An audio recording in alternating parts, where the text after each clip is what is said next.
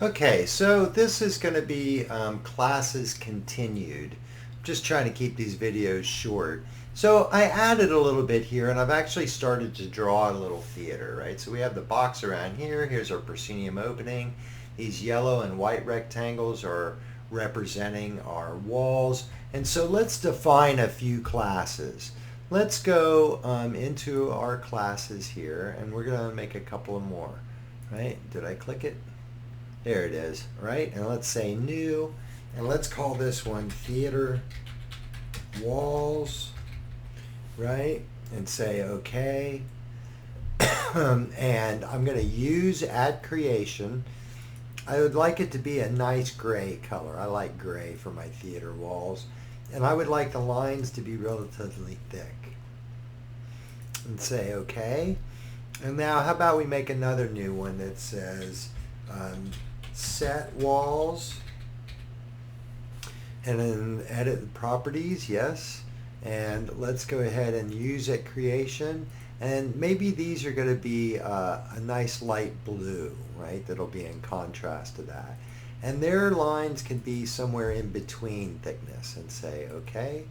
And now how about new, and we'll say furniture. That's not right. There we go. And we'll say okay. And I will use a creation. And I'm going to go ahead and keep those as that yellow color. And they can be that nice thin line that we have. And say okay. Right? And so now we have these objects and we just want to change their properties. If I select an individual object, it shows me the class that it is drawn upon, right? So I'm just going to go and now shift click, right? Holding the shift key, I'm able to select multiple objects, and I can go to their class and I can say theater walls, and look, they all turn to that dark gray. Now let's think about our set walls. Here's the set wall, a set wall, and a set wall.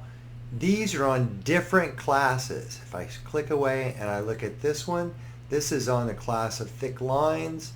This is on pink objects, which are now yellow. And if I select them all, it won't show me a class because they are on different classes. But I can still change them all to be the set walls, and now they're in that light shade of blue. Now, here's our furniture. Right? I'm looking at our table and a couple of chairs, right? Let's select our chairs and our table. They are also now on different classes, but I can move them to the class of furniture, and now they are all in yellow, and these other objects are still out there doing whatever. Now, so this is the power of classes, and now we can go through and I could turn things off. Right? If I don't want to see the set walls, I could just make them invisible. I could turn their visibility off. We say okay, and now the set walls go away. I can do the same thing then with the theater walls. We can turn them off and they go away. And this is starting to leave us with just fewer objects on the stage that we need to manipulate or manage. Right? I will just do a Control Z and a Control Z again to restore both of those. I just did the undo command and it brought them back, right? So this is the power of classes, and if I decide at some point that the color I chose for, or the line weight that I've chosen for my theater walls is not what I want, I don't need to select each individual object in order to alter them.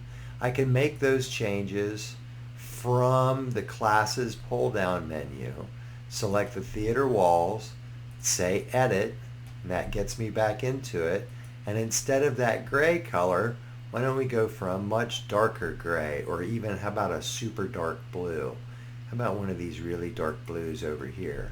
And now I can say okay, and say okay, and they change to that super dark indigo blue, right? So that's classes. Again, a class is a style. It's something that you're going to want to, that you'll be drawing many objects in that style with either that fill color or the line weight or a texture or arrow type or all kinds of different things. It is a style. And so that's classes.